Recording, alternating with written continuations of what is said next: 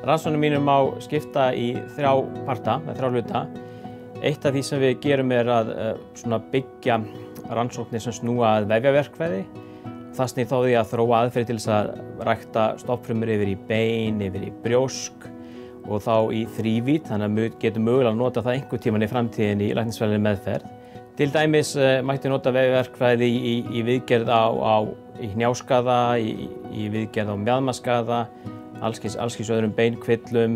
Við sjáum líka fyrir okkur í framtíðinni að geta mögulega smíða líffæri eins og hjarta og nýru, þó það sé svolítið töluvert lengra inn í framtíðina. En þá þetta svona grunnurinn af því að geta gert það einhvern tímann. Annar hluti rannsóknarvinna snýr að hlutum sem tengjast á þessu fyrsta parti, sem þá að hvernig fyrir það að rækta þessar frumur sem við ætlum að nota í vefjaverkfræðina.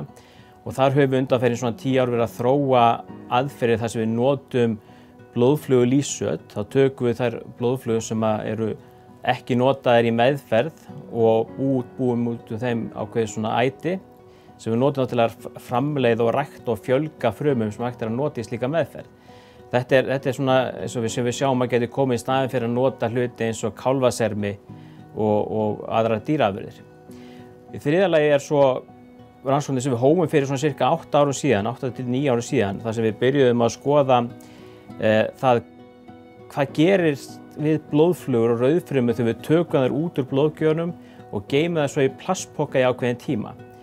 Og hugmyndin var það að reyna að fá meiri skilning á því hvað breytingar að verða í bæði rauðfrumunni og blóðflugunni við þessa geymslu og notuðum þá svona nálgun sem á þeim tíma var algjörlega ókunni fyrir okkur sem var keðjuslíffræði.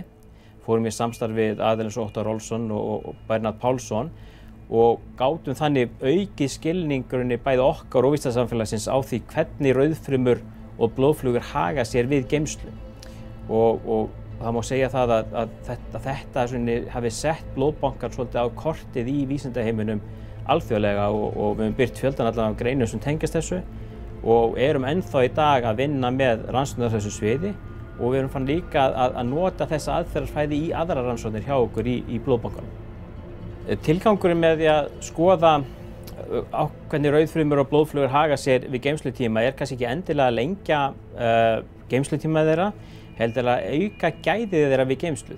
En í dag vitum við að það ákveðin svona niðursveifla á því, það ákveðin skemmdir sem verða yfir tíma. Nú eitt af það sem okkur langar til að gera og munum vonandi gera í framtíðinni að ná að koma eitthvað af þessum svona grunnrannsóknum sem við höfum verið að stunda hérna í blóðbankunum yfir í klíníska þjónustu og þess vegna hefur svolítið áherslan okkar verið að vera með rannsóknir sem þetta eru grunnrannsóknir en það alltaf með einhverja applied hugsun, það að segja að við erum einhvern veginn að reyna að brúa bilið á milli þess að vera með klínískar rannsóknir yfir það að vera með grunnrannsóknir. Og hugmyndin þá kannski í framtíðinni gæti eins og með blóðbankin ekki bara að vera með blóð, rauðfrumur og blóðflugulager, heldur mögulega gæti við einhvern tímann í kannski fjarlægri framtíð líka vera með líffæralager. Og þá ætti að tala blóðbanka og tala frekar blóð- og líffærabanka. En þetta eru kannski framtíðar svona tónar sem við vitum ekki hvort að verði eftir 10 ár, 15 ár, 20 ár, 40 ár eða 100 ár. Líf vísindamannsins skemmtilegt en það ekki bara þannig að maður sitja á rannsóknarstofunni allan daginn og framkvæmir tilraunir, heldur maður með ýmsa aðra hatta og ýmsa aðra hlutverk sem maður þarf að gegna líka, bæði innan Landspítalans og innan Háskólans í Reykjavík. Ég til að mynda prófessor í heilbrigðisverkfræði í Háskólanum í Reykjavík og sinni þar kennslu á því sviði.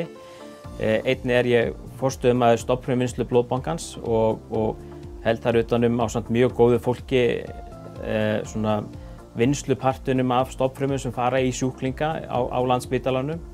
Þar fyrir utan hef ég gegnt töluvert fjölda af svona störfum sem snúa að tengslum Íslands við rannsóknarumhverfið eins og til dæmis Evrópustyrkja áætlunina og fleira. Og auk þess hafa líka verið svona mikill þátttakandi í alþjóðlegu rannsóknarstarfi sem snýr að lífstoðefnisfræði, þar sem ég gegndi meðal annars formennska var forseti skandinavísku lífstoðefnissamtakanna í 3 ár. Þannig að þetta gaman, það mikið að gera og vonandi endist maður í þessu eitthvað áfram.